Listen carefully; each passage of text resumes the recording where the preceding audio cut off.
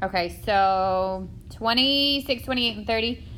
The ones where you're just like 26, where you're just extending out your line, you're basically making a line that's in the same direction that is 5 times its length. So for 26, I literally like drew a V, like what the length of V is, and then just multiplied it times 5. So I did 5 of those little segments, and that's the blue line that's drawn there. For 28, so one way to do it is like get an actual coordinate grid, overlap it, find your points, and then figure it out. But obviously you wouldn't have that on a test, okay? So another way to do it is to, if I was just to find U and V, then, let's see if I can duplicate. All right, so if I was just to find the sum of U and V without changing any of the lengths, then what you can do is actually like extend out each line with a parallel line that's opposite it. So like I would come over here, that's the length of V, and then I would come over here and draw a parallel segment to U. And then where those two meet would be the actual end of the sum of the vectors, okay? But so 28, you have to first change the length of V first. So if you look at 28, it says U plus 2V. So I would come over here, I would double the length of V, which is something like that. And then I would draw my little parallel segments. So I would come over here and draw it there, and then come up from here, draw it there, and then where those two meet is the terminal point of the sum of those two vectors. 30, this is a negative 1/2 U. So the 1/2 means I cut the U in half. So the length is changed. So it would be about half the length of U. But the negative changes the direction of it. So negative 1/2 U would be something like that, where it's going in the opposite direction and it's half the length. And then I would do the same thing as I did with the other ones. Draw a parallel segment across from V, draw a parallel segment across from that half U, and where they meet is the terminal point of the vector. That would be their sum. You are going to sketch on the graph, but not like straight from the approximation of the length. Yeah. Wait, you're asking for the sum or just where the new vector would be? It's just asking you to draw a vector. So you're going to kind of do the math part, the arithmetic first, and then sketch your result instead of like this. Why would you go the other way? Because it's negative instead of positive. Everybody else okay? All right, so then the next part. No. Just all right, so 32 asks for the sum, the difference, and then the 2 times U minus 3 times V. So A is 6,3, B is negative 2,3, and C is negative 8,6.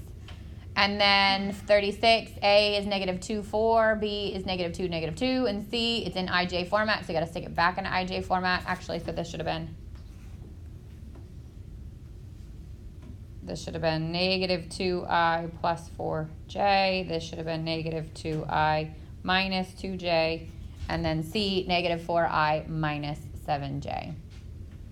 Those you should be able to sketch. So it'll be something like that, where you're actually doing something and then you should be able to sketch it. So you're just doing your distance. 40, 0, negative 1. The vector, the unit vector in the direction of the one that's given. And then 48 is negative 3 root 58 over 58 and 7 root 58 over 58. 50 and 52, the beginning of it matches what we did in 40 and 48, but then it changes the magnitude as well. So you want to figure out what the unit vector would be and then multiply it that times the magnitude. So 50 should have been negative 36 over 13 and negative 15 over 3. Over 13. And then 52 is 4 root 2 and 4 root 2. How do you do that? You just do you get 40 and 48, like where you have to find the unit vector? Then all you have to do is multiply the magnitude times both of it. So use the scalar. So you did 3 times negative 12. Yep. Wait, 3 times negative 12 and No, so the unit vector for 50, the unit vector was negative 12 thirteenths and negative 5 thirteenths. If it's giving you a new magnitude, then you're taking that magnitude and you're multiplying it times both of the change in x and the change in y. So this got carried into both of these, and then that's where the one with the magnitude of 3 would come from. Okay. You're welcome. 54 and 56 are just like the ones at the beginning. You're finding component form, except it wants it in IJ format. So I would do terminal minus initial, and then make sure I put it in the IJ at the end. So they're both 3I plus 8J. Totally coincidence, not always going to be the answer. 58, so the first thing you had to do was find, and this also should have been an IJ for, I highlighted it. It's figure out what 3/4 times W would be. And that's what's highlighted in purple, but then it said to sketch it. So I converted it back into regular component form to sketch it, but you don't have to. 60 would have been negative I plus 3J, and then again, sketch it. And 62 was just 3J.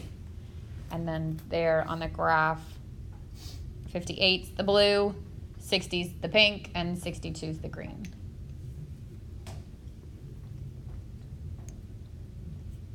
Questions on those?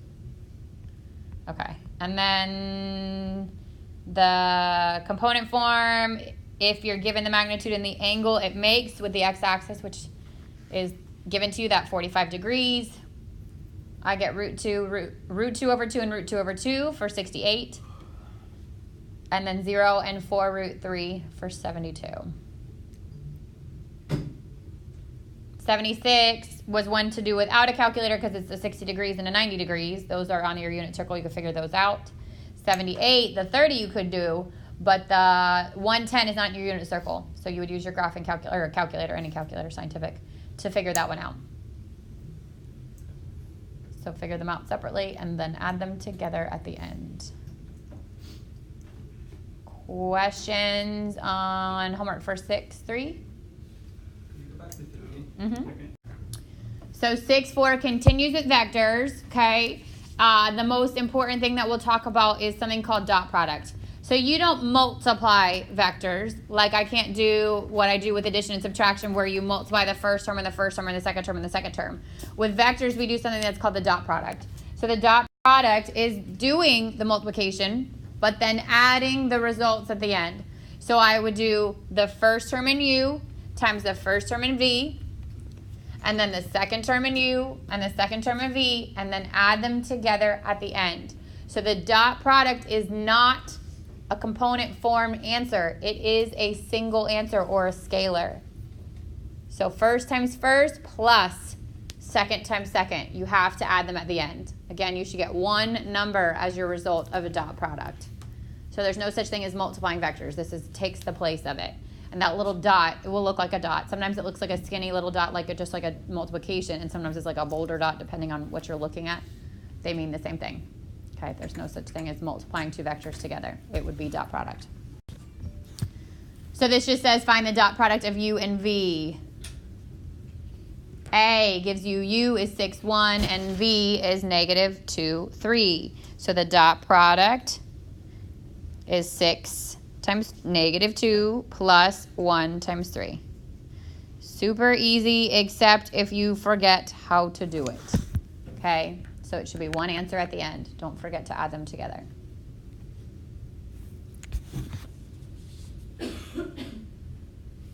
What would you need to do with B first? Good, put it in component form. So 3I plus 4J would be 3, 4, actually, and you don't have to do this, but you can. And then negative 2I, negative 3J. Negative 2, negative 3. So I'm going to multiply these two together, negative 6, and then add it to these two together, negative 12. God bless you.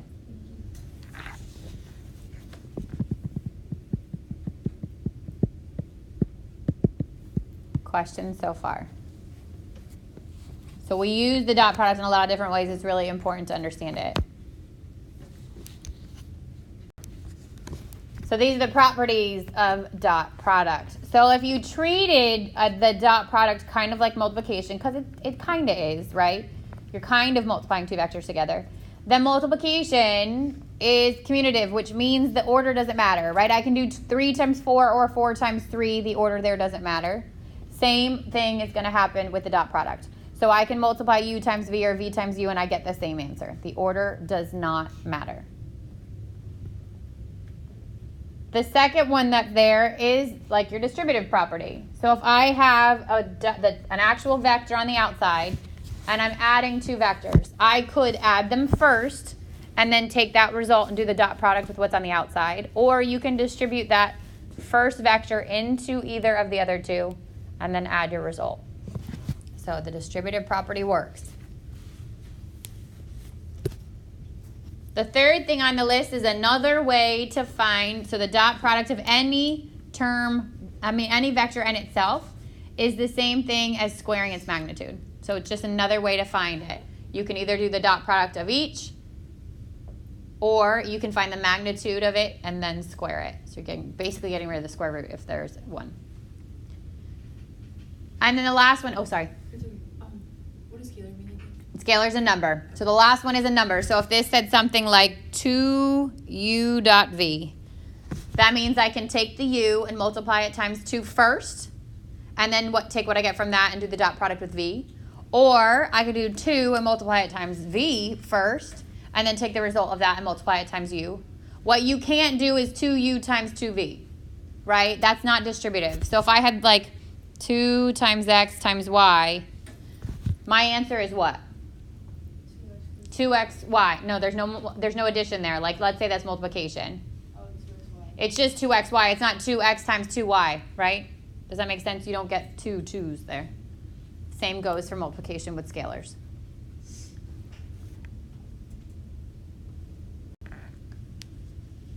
So I think yours is different. Yeah, change u on yours. It should say negative 5, 6. It got way too confusing when they were both 2's. So if you'll change u to negative 5, 6. It says find the indicated quantity and then state whether the result is a vector or a scalar. So the question is, does my answer look like it's in component form or is it a single number? And that's how you'll know the difference between those two. So u dot u means I can take u and multiply it times itself. So negative 5, 6 times negative 5, 6. First times first would be 25. Second times second is 36. And that's 61. That's one way to do it. The other way, if you go back to the last slide, is to square its magnitude. I don't care which way you do it, okay? So the magnitude of u would be the square root of a squared plus b squared. And if I square that, I get 61. Either way, same answer. You choose how you want to do it.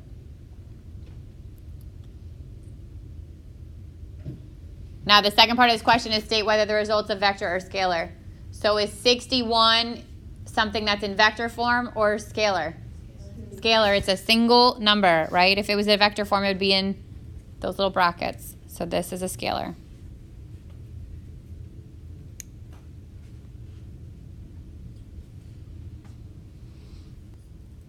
All right, so we talked about that vector or dot product, right? It's like, which is kind of like the multiplication of vectors, is commutative. You can do it in any order you want, right?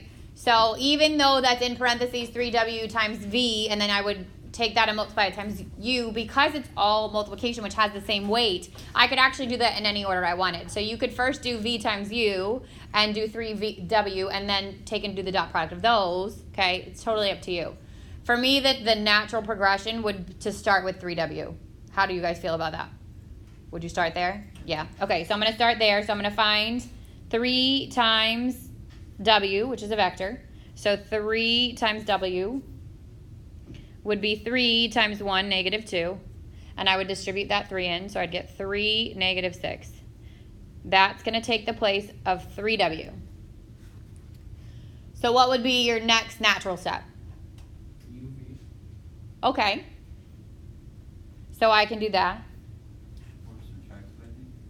I would, to be honest, I would have gone, which it doesn't really matter because it's all the same, because it's all, I would have done those two first. I would have stuck with what's inside the parentheses. But again, it won't matter.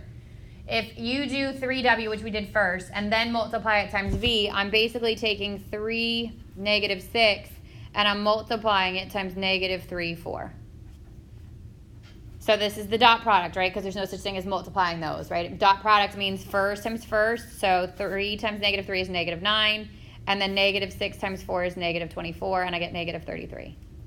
And that takes the place of this whole parentheses. So rewritten, that would be negative 33 times u. Now, negative 33 is treated as a scalar. So it would be negative 33 times u, which is negative 5, 6. And then I just distribute that negative 33 into each part. So I get positive 165 and negative 198.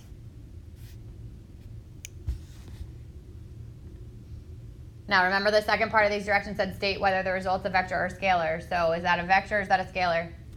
Vector. How do we know? What's the difference? Isn't a scalar just one number? Good. Vector's just scalar's just a single number, like 61 from the first one. Wait, why'd you say you knew it was a vector? Because it's got two parts to it. A scalar is going to be a single number. All right, so now we're going to kind of use one of the properties we already talked about, which earlier we said that the dot product of any vector and itself is the same thing as squaring its magnitude. So we're going to use that to find the magnitude. So this is just an additional way to find the magnitude. On your test, if it says find magnitude, you stick to whichever one you want. This one or the square root of a squared plus b squared. Or, but in the homework it might say, like, which you'll see in the directions, it'll say use the dot product to find the magnitude, and it wants you to do this. So I would just do the dot product of that vector in itself, and then I would square root it at the end. All right, so magnitude of u is u dot u. Square root it. So 9 plus 16, which is 24. 25 squared of 25, which is 5. So again, you could have done it by doing a squared plus b squared underneath the square root. Would give you the same answer, but just pay attention to the directions. If it says use dot product, use the dot product. So the property is that u dot u would equal the square of the magnitude. So we're working backwards, and we're saying, okay, if that's the dot product, then how do I get to the magnitude? And I would do that by doing the dot product of anything by itself and then square rooting it. So you're working. All right, so the second one, u is 3i. If I wrote that in component form, what would it look like? 3, 0. So I'm going to do that times itself. So 3 times 3 is 9, plus 0 times 0 is 0, and then square root it, square root of 9, which is 3. And again, all of these can be checked. Like if you think about it, if I went on my 3, negative 4, I went right 3 down 4. There's my actual vector. I went over 3, I went down 4. This forms a right triangle. That's a triple, right? 3, 4, 5. Is that magnitude or scalar? That's a scalar. So magnitude would be a scalar because magnitude's a single number. Yeah. So this is finding the angle between two vectors. And the good news is that if you kind of draw your vectors out, you should at least be able to know if you're on the right track. If you draw your two vectors and there's an angle in between them that looks obtuse, then your angle should be obtuse. If it looks like it's, like 20 degrees and your answer is 87 degrees, then you know you did something wrong. Okay. So again, directions, find the angle between the given vectors. Cosine of theta equals u dot v over the magnitude of u times the magnitude of v. So the first thing I'm going to find is the dot product. So 1 times 3 plus 0 times negative 2. And I get 3 plus 0, which is 3. That's going to go in my numerator. Oh, we have different numbers. Yeah. Oh, yeah, sorry. Yeah. I was so confused. Well, I said, where'd you get 3? All right, and then in the denominator, I got to find the magnitude of u. So I'm going to use the square root of a squared plus b squared, or 1 squared plus 0 squared, which is the square root of 1, which is 1. And then the magnitude of v, which is the square root of 3 squared plus negative 2 squared, square root of 9 plus 4, which is the square root of 13. And then let the calculator do the work for you. Just be careful how you type it in. Okay, this case probably doesn't matter so much because it's 1 times root 13. But you definitely need to remember to group together your denominator. So I'm going to do cosine negative 1. I'm going to take that step all together. 3 divided by, open my parentheses, 1 times the square root of 13. Close the parentheses. and I get 33.69 degrees.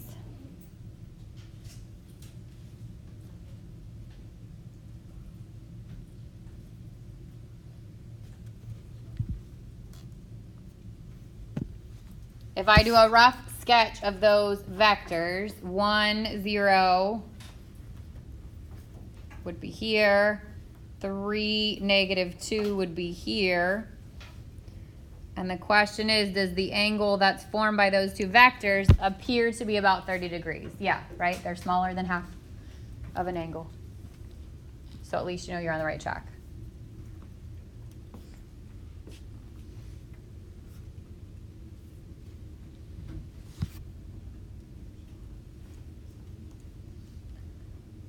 Questions on A? Okay, so this is, again, we're taking like what was, how you find the cosine of the angle, which is u dot v over the magnitude of u times the magnitude of v, and we're solving it for the dot product. So again, let's say you didn't have your individual component forms, which is how you would have found the dot product, but you did know the magnitude, the length of the line, and the angle between. This is how you would find the dot product. So I would take and multiply both of the sides of the equation by the denominator, and it would cancel from the right and end up with something like this. So if you just memorize this one, you should be able to get to the other one.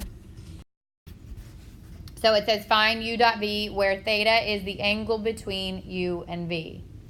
So if I rewrite it out the way that it just was, u dot v equals the magnitude of u times the magnitude of v times the cosine of theta. So in this case, I would get 5 times 4 times the cosine of 5 pi over 6.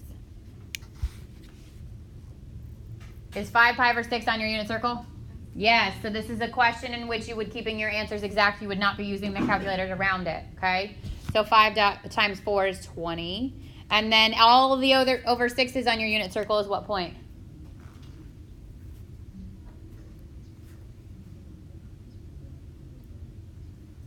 It's been a long time, folks. You're going to have to look back on that unit circle. Good. All the over 6's are root 3 over 2 and 1/2.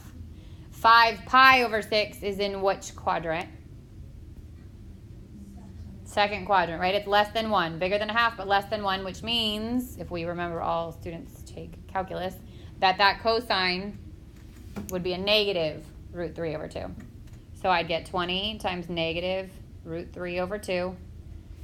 And then 2 goes into 20 10 times, and I get negative 10 root 3. That would be the dot product of u and v.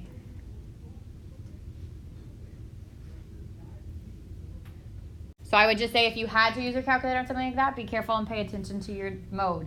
If it was like 5 pi over 8, my calculator has to be in what mode? If it said 5 pi over 8, it would be radians. If it said 115 degrees, it's degrees. So you got to be careful. Okay. All right, the last part of this section is called, and I don't know, I don't even know the right way to pronounce it. Either orthogonal or orthogonal. I've been corrected in both directions, so I don't really care. I'll tell you what it means. You can pronounce it however you want, okay? Two vectors that are perpendicular are orthogonal. So if they're perpendicular, they form a right angle. If they form a right angle, then they're orthogonal. One way to check this is to figure out the slopes of those lines, which is your change in y over change in x. And what's true about the slopes of two perpendicular lines? They're reciprocals and negative. Yep, opposite reciprocals. So if I had one line whose component form was 2, 3, and another one who was 3, -2, let's just say, and I asked you for the slope of these, what's the first term, what's it represent? The change in what? X. The second one in? Change in y. How does slope go? Change y. Change in y over change in x. So if I asked you for the slope of that first one, what would you tell me it was? 3 over 2. What's the slope of the second one? -2 over 3. So one way to figure out if they're orthogonal is by looking at the slopes and seeing if they're opposite reciprocals. If they are, I know these are perpendicular. If they're perpendicular, it's orthogonal, okay? A possibly faster way is the second thing that says if they're orthogonal, then the dot product is 0. So if I take these same ones and I find the dot product, which would be 2 times 3 plus 3 times negative 2, and I get 0, then I would know that they are perpendicular, which means they're orthogonal. Questions so far? So what should be the angle between those two? 90 degrees. Does that make sense? Yeah? Okay. The second kind of relationship that two vectors can have is that they're parallel. So again, you can think about just converting it into slope, right? And seeing that what's true about slope of lines that are parallel. They have to be the same, okay? Or you can set up a ratio, just make sure that when you simplify it, it's what you're comparing. So this, what they give you here, is actually change in x over change in y. So you can use change in y over change in x, or change in x over change in y, as long as you do the same thing to both, okay? But let's say I had something like 2, 3, and 4, 6. So you can either go change in x over change in y, or change in y over change in x. It doesn't really matter because it's the reciprocals of both. Either way, I could say this is 2/3 and this is 4/6, and 4/6 gets reduced to 2/3. So as long as they are the same, I know that they are parallel. Whether you do change in y over change in x or change of x, change of y, it doesn't matter. It just has to be simplified. So all this means is that if I multiply the same number by both terms in V, like if I double both or triple both or cut both in half, they're still going to be parallel. All right, so questions like this are going to say something just like this. Determine if they're parallel, orthogonal, or neither, okay? Can two lines be parallel and perpendicular? No, it's one or the other, okay? So it might be easiest to test for the 0 first to rule out that, okay? Or you set up your slopes, it's totally up to you, okay? There's a lot of different ways to do these. If I wanted to find the dot product first, I would multiply these two and these two, so I'd get 2 times -1 plus -2 times -1, -2 plus 2, which is 0. So what do we know about these vectors? They're perpendicular or orthogonal. Let's say I had tested the slopes first. I would have done change in y, which is -2, over change in x, which is 2, and I would have gotten -1. Or change in y, which is -1, over change in x, which is -1, and I get +1. So I know they're not parallel, and I know they're opposite reciprocals, which means they're orthogonal or perpendicular. Obviously, if neither of those things happen, then they're neither, okay? Questions on anything 6-4? We're good? Yes? Okay. So your assignment's due Monday. You can work on it. You've still got some time. You can work on it. On Monday, we're going to go over 6-5. And then Tuesday, we'll start reviewing for your test, which will be 6-1 to 6-5 on Friday, so a week from today.